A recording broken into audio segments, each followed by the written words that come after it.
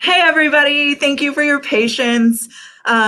We had some technical difficulties, so glad to see all of your shining faces. My name is Sarah Miller. I work in the Office of Admissions here at Purdue, and I'm so excited to host another season of Inside Admissions Live.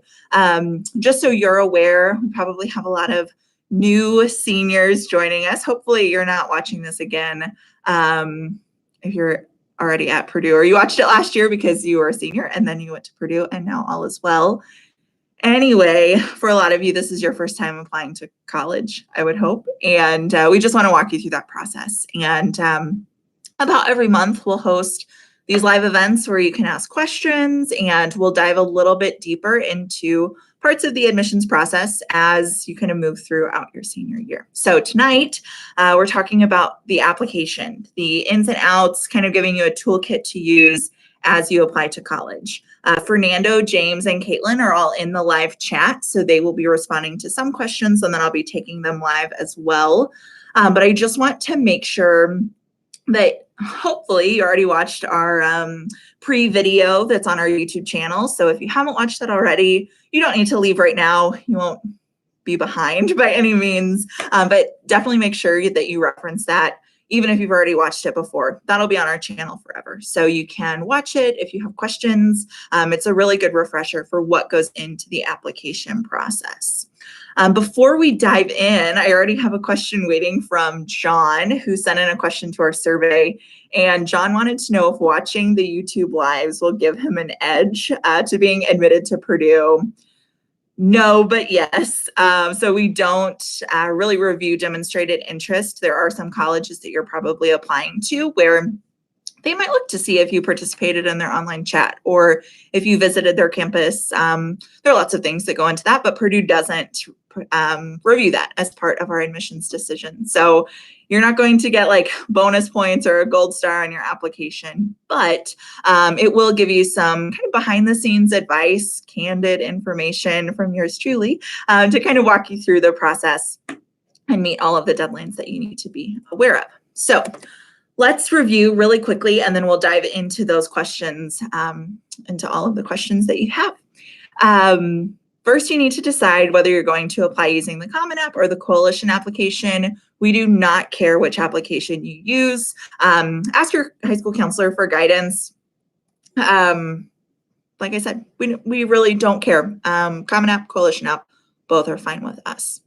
You'll select a first choice major. This is the major that you really truly want. And we'll review you for that. And then you can either opt in or opt out to a second choice major. Some highly competitive programs like computer science, nursing, engineering, those won't be available as second choice majors. You don't need to feel obligated to choose a second choice major either. Usually I encourage students who really want to come to Purdue to choose a second choice major because you might not be competitive for your first choice, but we have 199 other programs for you to choose from. If you really want to go and study engineering, and whether you do that at Purdue or another school, you're more flexible with where you attend, you don't need to feel obligated to put down a second choice major. That first choice is a really good option though if Purdue is high on the list of schools that you want to attend. If at any point you have questions about what might be a good second choice major, give our office a call. That's literally why we come to work every day, and we would be more than happy to answer any of your questions.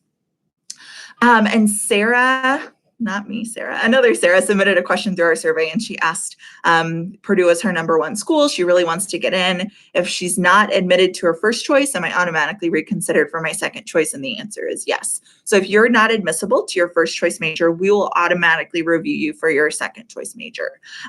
So that kind of gives you hopefully some guidance as to how to rank your majors, which one to choose as your first choice, which to choose as your second choice. Again, if you have questions on how to make your application more competitive, you can always send us an email or tweet us or call us or get in touch with us however you would like. Some students have asked whether not indicating a second choice major will negatively impact their admissions application. Absolutely not. Students who put 2 major choices down are not going to get preference. They're not going to get any kind of step ahead. So don't feel obligated to put that second choice down unless you truly have another major that you're interested in studying, that you would be okay with graduating with a degree in at Purdue, because you can always change your major, but that's never guaranteed. So we always like to encourage students to go into either a first choice or a second choice major that they're comfortable being in for 4 years if for whatever reason you couldn't change your major. Not to be negative, but I just like for students to know kind of what to expect and how that process works.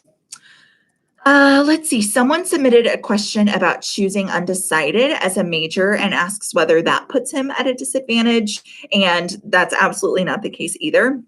When you apply to Purdue, you directly apply into the major that you want to study. If you're not sure what you want to do, we have a program called Exploratory Studies that gives you 2 years, up to 2 years, to take classes all across the board. Their advisors are fantastic in making sure that their students get exposed to all of the majors we offer. They do career shadowing and informational interviews and career assessments. And at any point during those 2 years, you can change your major. So if you're undecided, come time to fill out your application, which should be soon, absolutely apply into Exploratory Studies. It's no more or less competitive than any of our majors at Purdue. And it's a really great option for students who are torn between 2 majors or 200. They do a very good job at getting their students in and out in 4 years. So even though it's the undecided option here at Purdue, and you can stay there for up to 2 years, they're very intentional at making sure that their students are on path to a 4-year graduation, because that's what we want, you in and out in 4 years. Moving down to a couple other questions.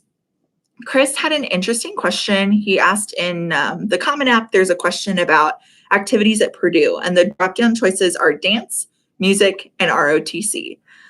He wants to know if this is a bug. Are those the only 3 clubs we have? And the answer is absolutely not. Those are the 3 programs at Purdue: our dance team, music, our choir and glee club and Purdue musical organizations. Band, I think, is included in that music category. I haven't seen the application in a few months. And ROTC are the 3 or 4, if you can count band, activities that require some information between really the time you're admitted and the time you come to campus. So they have summer auditions or summer events or activities. We just need to get information to students who are interested in that prior to coming to Purdue and attending a call out for any of our other 900 some clubs and activities. So if you're not interested in dance or music or ROTC at Purdue, don't feel like you need to check anything. It's not like a trick question. We just need to get in touch with those students and make sure that we get them the information that they need. So after you've indicated your first choice major and maybe your second choice, if you're interested, you'll answer our Purdue specific questions. Why Purdue and why this major? You'll answer this for both majors. So if you're picking a second choice major, make sure you pick one that you can write a paragraph or 2 on why you want to be in that program. Both of these questions should be about a paragraph each. Please don't stress out too much on them, because they matter, but we also don't want you to lose sleep over these questions. Just be genuine and authentic. Why do you want to come to Purdue? Is it because you like our football team, or you want to be involved in research and you know that there are plenty of undergraduate research opportunities on campus, or you want to study abroad, or you're a 12th generation Boilermaker, whatever it is, just share that with us. And the same thing goes for the major. Are you volunteering somewhere and it's got you really interested in working with older populations, or you went on a trip somewhere and it totally changed your perspective? We just want to get to know you better. So the more information you can provide on your application, the better off you will be and the better decision we can make. Next, you'll need to self-report your test scores and your grades. So you don't need to send a transcript. You don't need to send your test scores right away. If, however, you're taking the SAT or the ACT, I would encourage you to go ahead and put our school code down. At some point, if you're admitted and you accept your offer, we will need to get your test scores. So sending those early isn't going to put you at a disadvantage either. If you're already in the habit of sending those scores to schools officially through the College Board, that's perfectly fine. But you do have the option to self-report them at least during the application process. Eventually, months down the road, we'll get to verifying them through those official copies. But for now, you can just self-report them.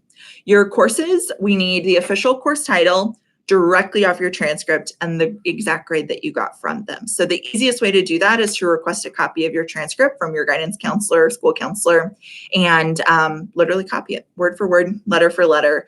And your senior year will want to know the courses that you're taking and the classes that you plan to take in the spring. Alexandra wanted to know if the October 5th SAT is too late to meet the November 1st early action deadline.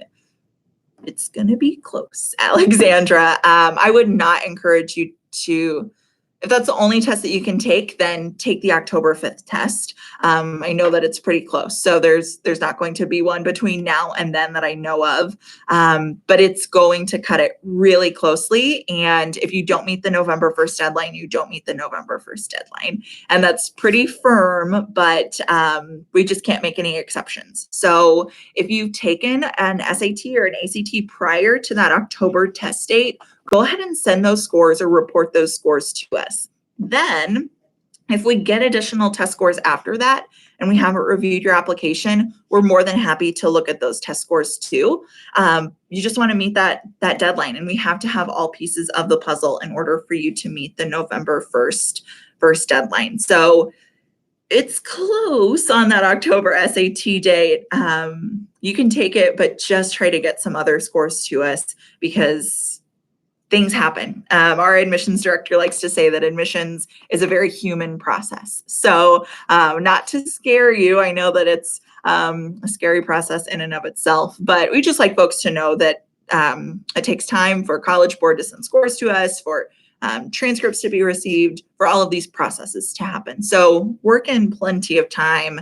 If you haven't already started on your application, I would encourage you to do so, just so you have time to make exceptions and make sure everything is tied up with a bow.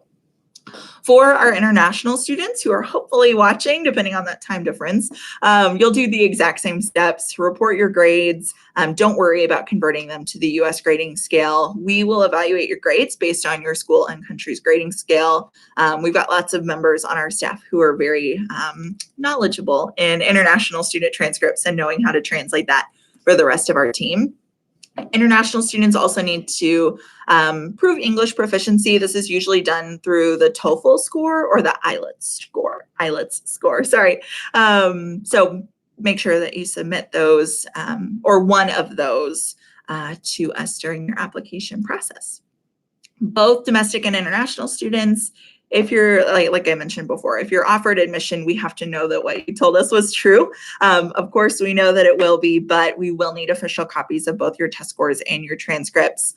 Usually those get sent to us sometime during the summer. Of course, your final transcript can't come before you graduate, but your test scores we will need between now and whenever you arrive to Purdue next August. Once you've self-reported grades and test scores, you get to my favorite part of the application, which is the essay. I have a ton of essay advice that I would be happy to share with you. Don't stress is the most important thing. Your essay, I promise we read all 55,000 of them that come through the door every year, but don't worry if your essay you shouldn't lose sleep over your college admissions essay. We want it to be authentic. We want it to be genuine, but we don't want you to lose out on your senior year because you're so stressed about writing your admissions essay. I was just chatting with a colleague earlier, actually James, it's in the chat, and Caitlin and Fernando, and was telling them that I like to tell students to take a small thing that happened in your life and really amplify that and tell us a lot about it, rather than trying to tell us everything you've ever done in your life and narrow that down into 5 or 6 paragraphs. It can get really hard for us to understand and follow your train of thought when you're trying to share so much at once. So take something small and expand on it rather than kind of cramming it all into, a pretty short essay. One other piece of advice, we already read your application. So share something we don't already know, whether that's a moment that really changed your life or an experience you had, or, it could be anything. I read a really great essay about beekeeping once, which probably isn't the first thing that came to most people's minds, but it was an awesome essay and I wanted to be a beekeeper by the end of it. So just share what you care about.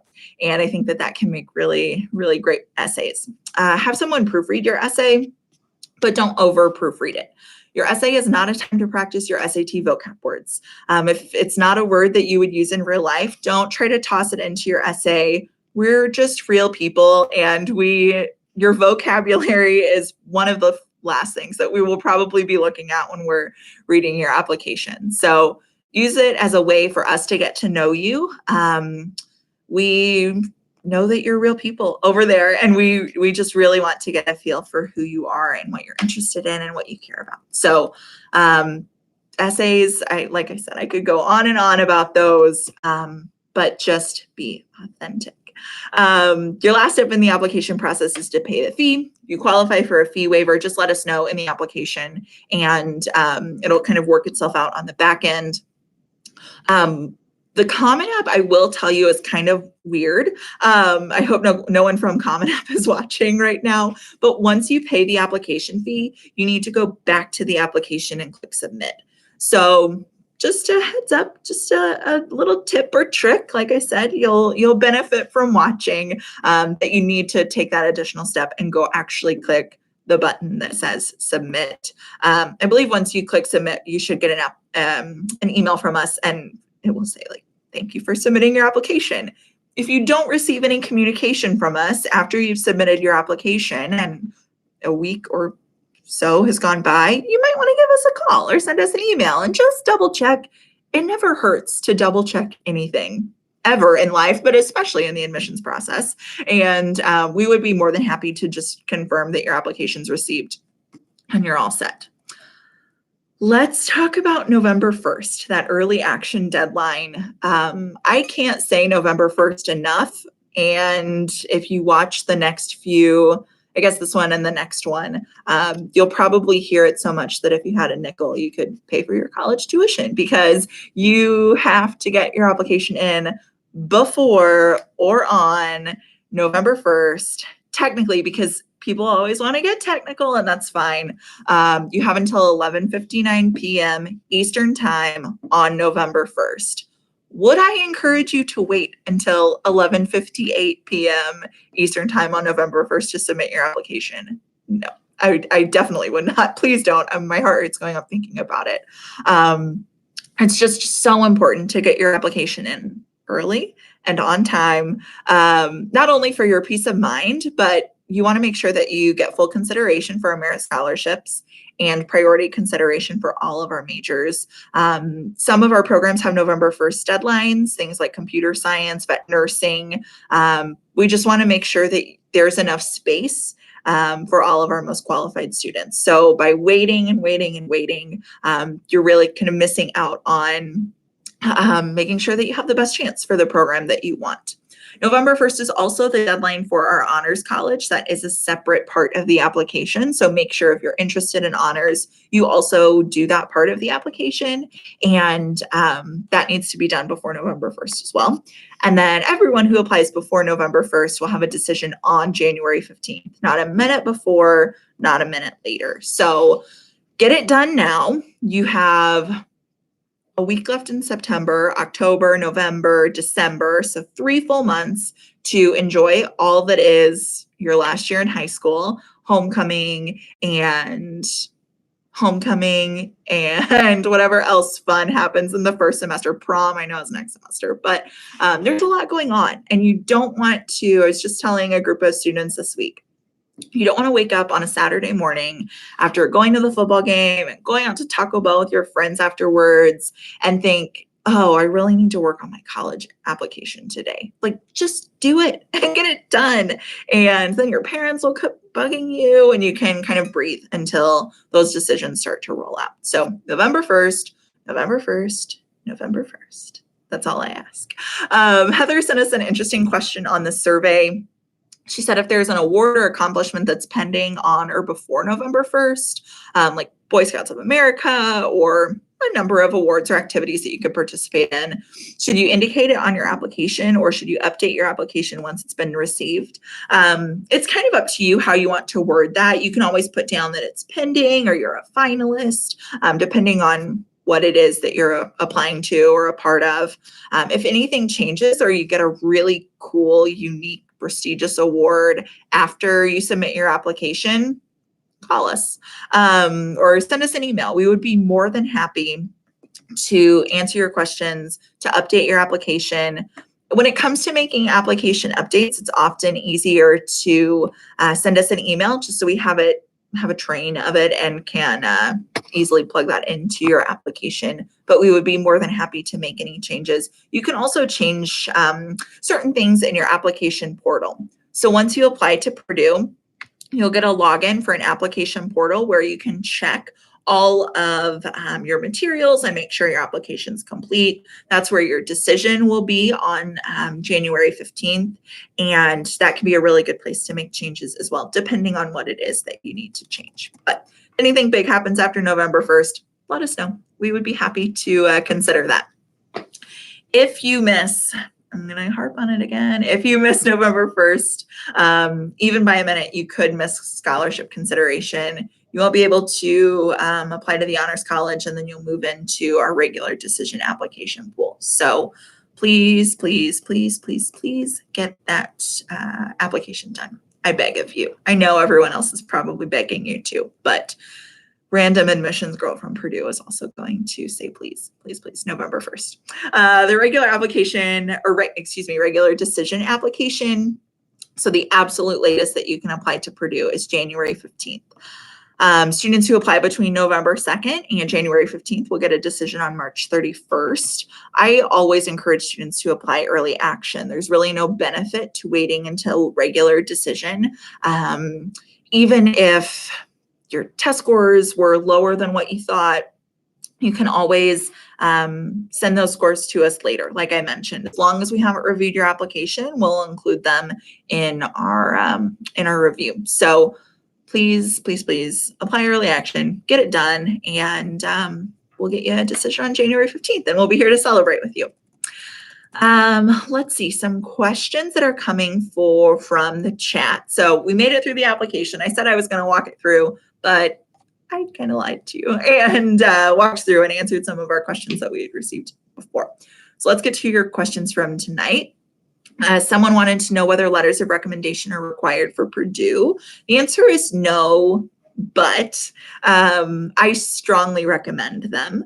Not only does it help your application, it helps us get to know you better. There's nothing better sometimes than having an application in front of me where I might not be sure about the student. I might have questions about their grades or their test scores or their lack of involvement. And a really strong letter of recommendation that talks about you in a different light can really help make a decision for students who might be on the border of a positive, exciting decision and maybe a decision that's not so exciting. So I strongly, strongly, strongly recommend them. They're also really helpful when we're making decisions on scholarships in the Honors College. By the time we get down to selecting students for those, everyone's really smart and everyone's really involved. So having a letter of recommendation or two that can just brag on you can be really helpful to the admissions committee as we make our decisions.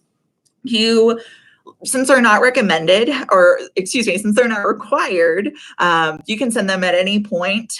They can be emailed. They can email them to us. You can send it on their behalf. You can, however you want to get them to us is fine with us. So trying to think, I don't want to leave anything out. Admissions@purdue.edu is the email address if your teacher is writing it or your coach and they just want to email it to us directly, they can use that general email, include your name, and usually date of birth is enough to help us find your application. We'll be happy to attach it and move right along. Sometimes students ask if just teachers can write letters of recommendation. It can be anyone. Coaches write really good letters of recommendation. Bosses write really good letters of recommendation. I've read a couple from grandmas before. They were very sweet, but I do not encourage you to have a family member write your letter of recommendation. They're usually glowing, but not necessary for family members. So try to stray away from that. But coaches, teachers, kind of a pro tip, gold star for the night. If you have a grade on your transcript that might be lower than all of your other grades, sometimes those teachers write really enlightening letters of recommendation. You might have worked your tail off for that B, but you're otherwise an all-A student. And so hearing from your chemistry teacher how you worked and worked and worked and you showed up before school and you stayed after school and you really worked for that lower grade, that can oftentimes be much more impactful than just a teacher who says they're an awesome student, they come to class on time, they're ready to work. Of course, they got an A in my class. So just be intentional about which teachers you ask. Other pro tip, and your teachers will thank me for this, don't wait until October 30th to ask them for a letter of recommendation in 24 hours. So if you want a letter of recommendation, ask now. Really don't delay. Give those people plenty of time so that they can be really intentional about what they include in your letter. Leah in the chat asked whether legacy students are given a priority in the application process. No, not really. We love to see that students of alumni are applying. We think that's fantastic. So the application, it took me 26 minutes to get to my favorite analogy of all time, and I'm about to let you in on a little secret of the admissions process. Applications are like a puzzle. So we get test scores are one piece and GPA is one piece, and the rigor of your curriculum, whether you did research or whether you've studied abroad, they all kind of make up who you are. Having a legacy of Boilermakers in your family is a little piece of that puzzle, and it might help us get a better picture of who you are and why you want to come to Purdue. But I don't care if every person in your family since 1869 has come to Purdue. If you have Fs every year on your transcript, your chances for admission are very low. So just know that we definitely want to see that you have that Purdue pride in your family, but it's not going to give you an extreme leg up in the admissions process. Ellie in the chat wanted to know if you get accepted, will you know if you qualified for any of the merit scholarships by the January 15th date? Well, if you apply by November 1st at 11:59 p.m. Eastern Time, you'll automatically be considered. The merit scholarships are kind of our 4-year renewable, kind of the big scholarships at Purdue. Some of our academic colleges have supplemental scholarships that you can also apply for. If every college does that differently, so I probably am going to open a can of worms by saying this, but every college does it differently. If your college has you fill out an additional application, we will let you know. If you get an email from us saying that you need to fill out an additional application for additional supplemental scholarships, do it. If you don't get an email like that, that's perfectly fine. Your college just manages that through the application that you already submitted. So all of that to say, you're not really going to know which scholarships you were and weren't considered for because you'll be considered for all of them. Scholarship decisions usually get released February sometime. Sometimes it can be, as early as late January. Sometimes it can be as late as the 1st of March. So we'll let you know. And once you're admitted, you'll also be in, you'll get a ton of, sorry, I just hit my screen and wobbled. There's not an earthquake in West Lafayette. You'll get communication from us that lets you know when those decisions are going to roll out and what to expect from them. But we don't give you any kind of, these are the scholarships that we reviewed you for because you're getting reviewed for all of them. So just apply before November 1st. Someone wants to know if GPA is the most important factor in the admissions process. I might blow your mind with this answer. When we're reviewing applications, we don't really look at the number that is your GPA a whole lot because it doesn't tell me much of anything. The thing I would say that matters the most, if I had to choose one, because like I said, it's a puzzle. They all work together. They all kind of paint a different picture for every student because you're all different and have had different experiences that shape who you are and how you might contribute to Purdue. But when it comes to grades and GPA, we look at your transcript and we look at the classes that you're taking, the strength of that curriculum, whether you're taking AP or honors or dual credit or IB, whether your school offers it. If they don't offer it, then we don't hold it against you for not taking it, and how you're doing in those classes. And whether that translates to a 5.0 or a 4.0 or a 5.134, that number just doesn't tell me a lot. I've met students who have a 4.0, which when you hear that, you think, oh, they must have all A's, and they've gotten a C or a D. And those aren't things that we love to see when we're reviewing applications. So make sure that you just keep that in mind, that GPA is not the end all be all. We dive much, much deeper into your whole transcript from all 3 years that you're able to report at that time. We look to see if you're taking challenging courses in your senior year and that your grades are getting better rather than getting worse. Generally, as long as you have A's and maybe some B's, you'll be okay. A's and B's, depending on the program you're applying to. But GPA, that number, just please, please, please don't dwell on it. You probably wish that you would have known that as a high school freshman instead of now, because I'm sure that GPA has been pretty stressful for a lot of you. But just know that it's not the end all be all, that we really hone in on your transcript itself. So with that, I will drag my screen over and make sure I get some more of the chat and see if you have any other questions. Hit me with them now, my friends. James and Caitlin and Fernando have been killing it in the chat. So thanks to all of them for making sure that they're answering all of the questions. So then my job is really easy. Oh, Shannon, would you rather see a B in an AP class or an A in a regular class? My boss, our director of admissions, would tell you he wants to see an A in an AP class, but we know that that's not always the case. So take challenging classes and do your best in them. I think we'd much rather see the B in an AP class. AP curriculum, don't just view it as doing the right thing to get into college. It really, truly sets you up to come to Purdue and or go to any school and be prepared to face college classes and college coursework and the pace at which those courses are taught.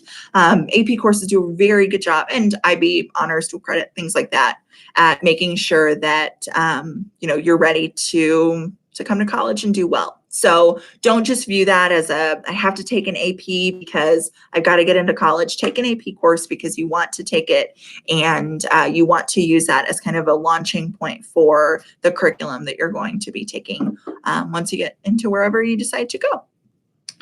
Julia wants to know, what if I have a not so good ACT but a better GPA? We have a holistic review process. So don't get super hung up on it. But also know that that's why admissions counselors get paid, is to help you find programs that you might be a good fit for. So if you have a question about what you might be, whether or not you'd be competitive for a program, either based on your grades or based on your test scores, we have staff literally across the country right now going to high schools and visiting. So attend a high school visit if we're coming to your school.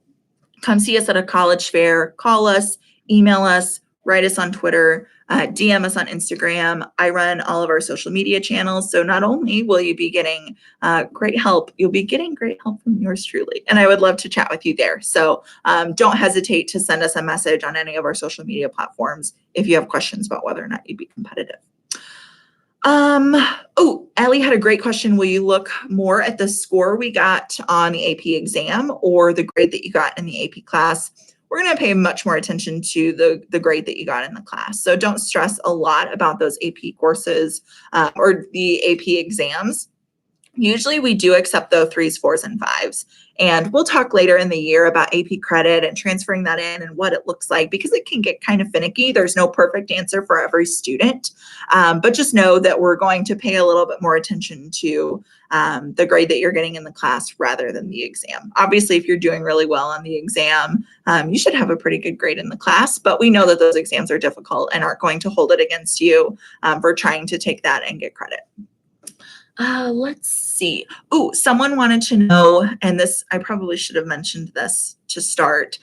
So our office handles undergraduate admission for West Lafayette, which is the main campus. So if you're looking at any of our regional campuses, you'll need to contact them, follow their social media channels, get in touch with them however you need to, but it is a different application process. So different requirements, probably different dates and deadlines. So if you're interested in both the main campus in West Lafayette and also one of our regional campuses, contact them as well. So we're not one and the same when it comes to admission. All right, as our questions roll in, let me make sure that I got most of them. No requirements for engineering applications. One thing to note, I hope you guys heard that, the Boilermaker Special, which is our official mascot, just drove by and honked its train horn. So you never know what's going to happen outside of your office at Purdue. But engineering applications do not have any special requirements.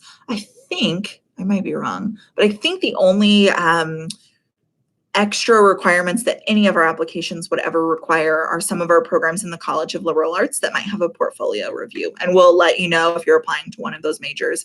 Likely, if you're applying to one of those majors, you want us to see your portfolio. But otherwise, we don't need your resume. We don't need any kind of extras. Oftentimes, that just kind of bogs up the process. So if we don't ask you for it, don't feel like you need to send it, because it's not going to give you much of an advantage.